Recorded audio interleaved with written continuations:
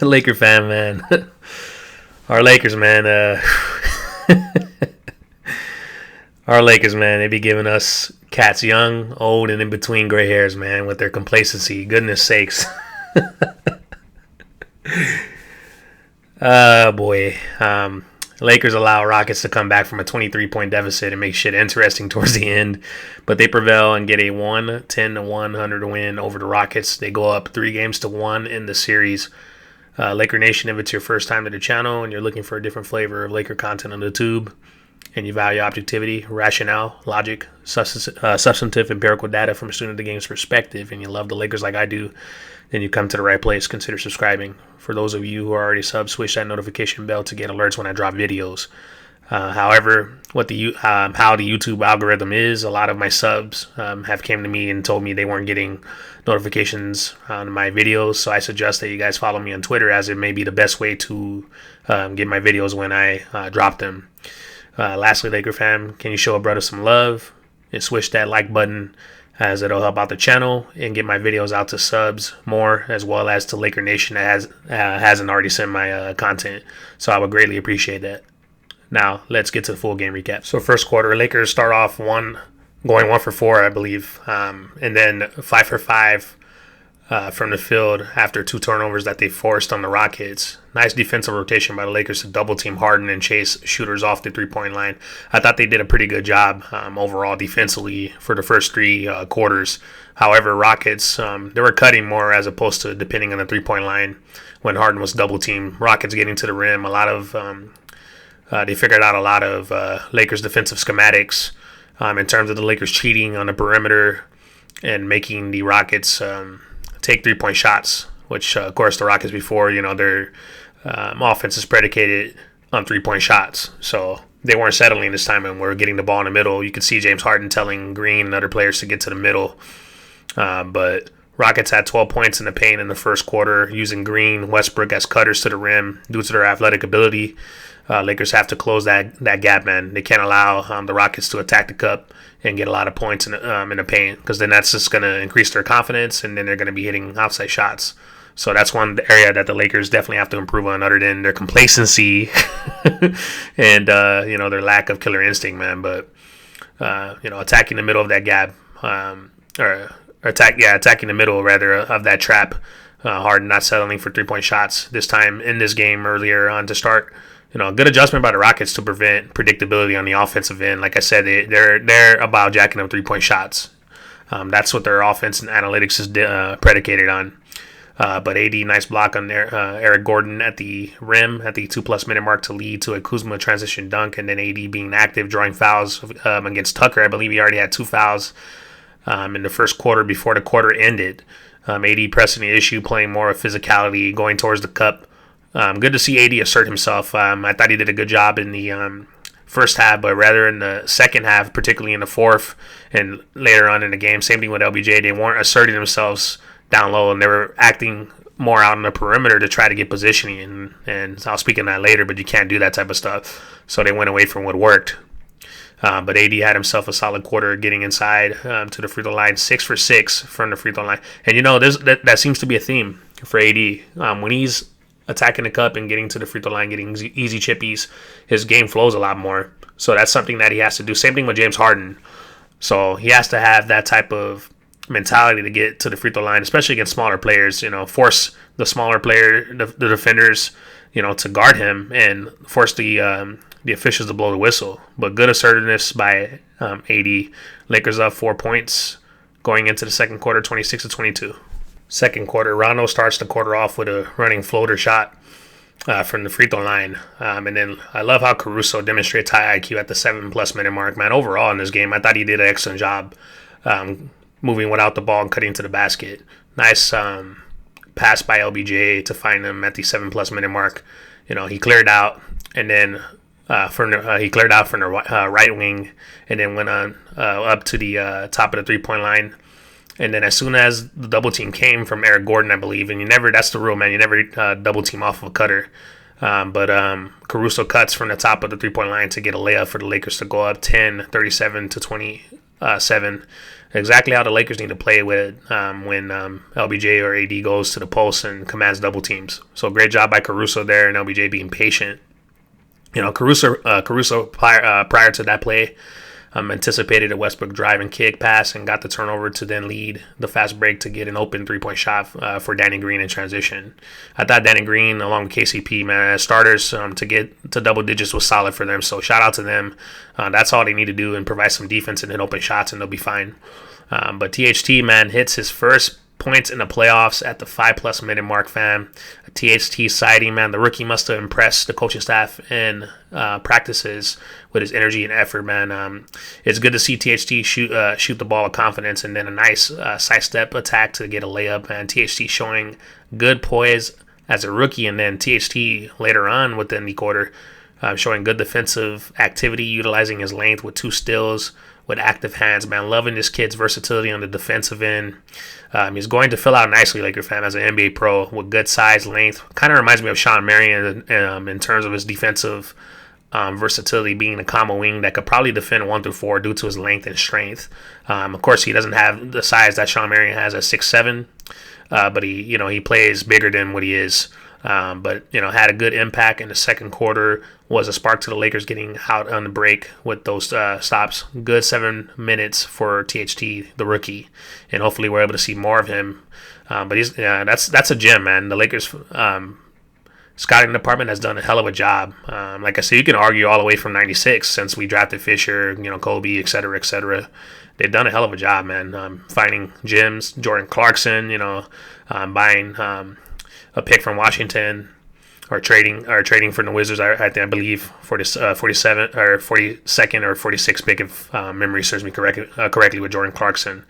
They've done a good job, man. Our scouting department. So shout out to them, man. Finding gems like THT like this later on within the draft and overall in the late first round, things of that nature as well. But Rockets' body language, pretty much the majority of this game was bad, especially towards the end of the quarter, man. Lakers attacking the cup. And attacking early, Rockets with no rim protection, and that's part of the reason why you can't play small. But Lakers drawing a lot of fouls as well. Time to eat, fellas. No rim protection, man. And they're fouling you guys a lot. It's time to eat. You go to work, and they didn't continue that work, unfortunately, in the fourth quarter. But LBJ gets the N1 at the 22nd mark. Lakers go on a 8-2 run. Rockets were 3 for 13 from 3. Lakers held them to 37% shooting from the field. Great defense by the Lakers, and also not allowing Harden to get into an offensive groove. Lakers 12 points in the fast break, man. That was the main difference for them in the second quarter, and they played great defensively by upping their intensity, which is why they were up while getting to the free throw line and attacking the paint, as they already had 26 points in the paint by the end of the first half. That's what the Lakers need to live, man. Like Frank Vogel said during a timeout while he was mic'd up. But Lakers up big by 16 points, 57-41. AD with 10 points, 9 rebounds. LBJ 7 points, 5 assists. Danny Green with 8 points and Caruso with 9. They moved well without the ball. LBJ found them on cuts. Like I've been saying, man, Caruso, the best all-ball cutter on the Lakers team, in my opinion. But good job by Caruso. And then third quarter, Lakers start off the quarter with a trap on Harden from OBJ and Markieff Morris, which forced a turnover and then a foul. And then KCP hit a 3-point shot on Danny Green offensive rebound. Man, Danny Green was looking like Draymond, like they said. He was getting a lot of offensive rebounds. So good activity by Danny Green overall in the second half. LBJ, nice outlet pass to AD at the 7+ minute mark for the N1 layup. And then Danny Green, like I said, 4 offensive rebounds already in the third quarter, man. Good activity, crashing the boards by Danny Green.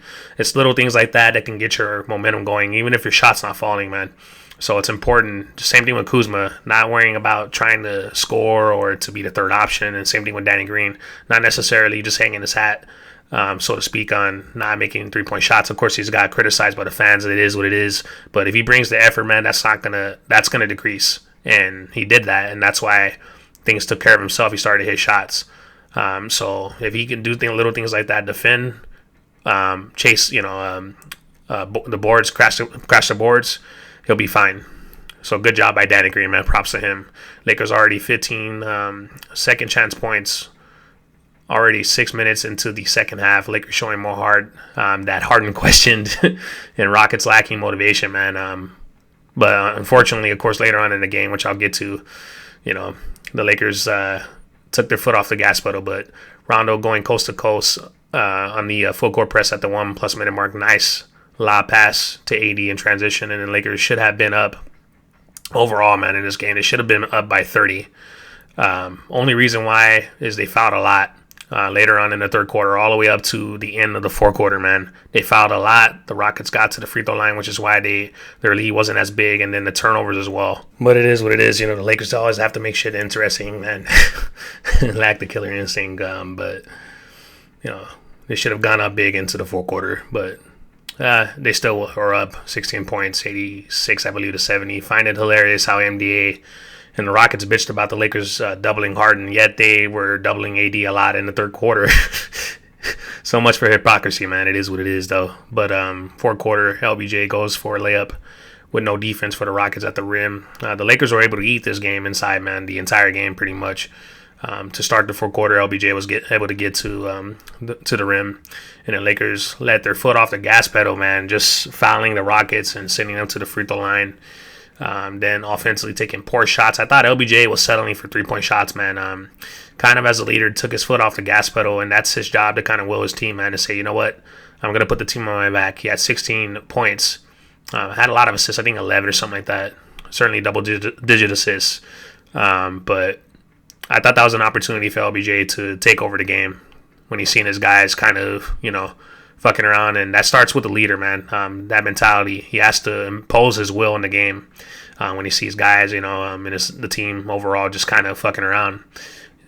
He has to impose his will. And I thought he failed in that aspect later on in the game, by forcing dumb shots, just taking poor shots, settling for threes and not going to the inside, over dribbling, ball pounding, just almost as if they were trying to run out the shot clock, man, because they thought they had the win for sure. But, against a great offensive team in the Rockets, you can't be doing shit like that. So just poor lack of urgency, man, and poor lack of killer instinct. Too many turnovers, too many fouls after the Rockets went on a 17-2 run to cut the deficit from 23. Laker fam, 23. This game should have been over to about 5, I believe. They got as low as 4 or 5 or something like that. But Lakers have to learn how to close games, man, and do so early.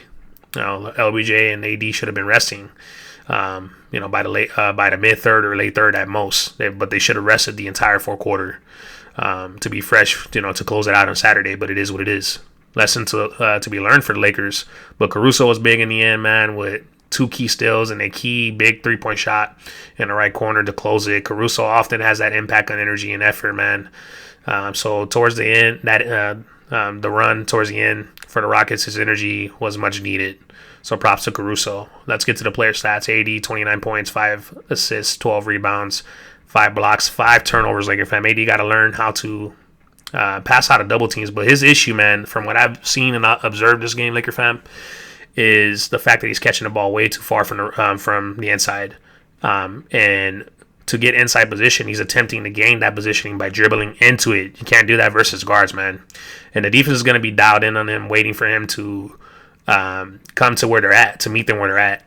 And that was the result of his turnovers. He should not be dribbling from outside to get that positioning.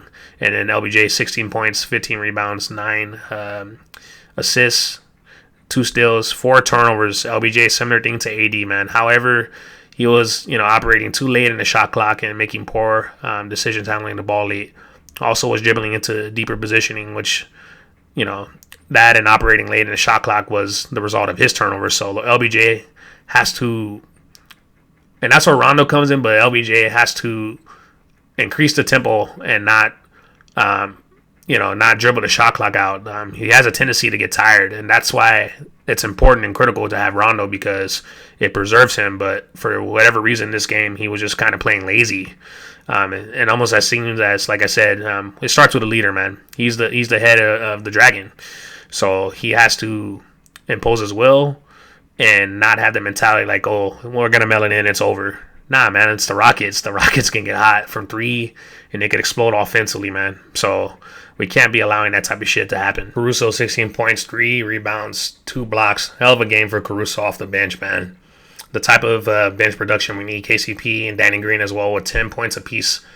That's all they need to do and play with effort and defense. Danny Green, sir, shout out to you, man. I know I've been critical of you constructively, but you know it's for good. It's for good purpose. It's not to denigrate you as if you're a garbage player. It's just if you're getting paid $15 million, man, you got to produce. You got to produce, and if you're not knocking out all the shots and you can't defend, then you're useless. But this game, you showed obviously that effort and energy goes a long way, man, and that's all he has to do. So it was good to see those two guys get 10 apiece and play with good energy. So let's get to the team stats. Lakers bench, man, 36 points. If the Lakers bench can get 25 to 35 points in any series, man, especially this one, they have a good shot to beat any team. Good bench production by the Lakers. Rockets, 39 free throws, Laker fan. That's what kept them in this game. The Lakers got to stop fouling despite a shit ton of calls for the Rockets. I blame the Lakers' complacency, man, and not the refs. I'm not going to even talk about the refs. I know some cats hit me up on Twitter about the refs, and the free throw discrepancy, but it's not that, man. It's the Lakers getting complacent and turning over the ball and fouling, so it's on them, man. But Lakers 18 turnovers and free throws, and a lack of killer instinct is what made this game interesting and closed down the stretch for the Rockets and why they had a chance when they shouldn't have had a chance to begin with. The Lakers should have closed this out a long time ago, Laker fam. But the Lakers, man. They always got to make shit interesting, fam. All right, Laker fam. That concludes this game recap. Lakers just have to duplicate what they've done for the last 3 games, man. They won 3 straight in a row. They know what to do. No let-ups. Just keep your foot on the gas pedal, man. Keep your foot on their necks. Do not allow the Rockets to have any life or confidence in Game 5 on Saturday, man. Take the opportunity to close this. And we can get it done, man. So get her done, Laker fam. Get her done. Comment, like, share, and subscribe. I'm Tony on the Lake Show. And I'll catch you guys in the next one. Peace out.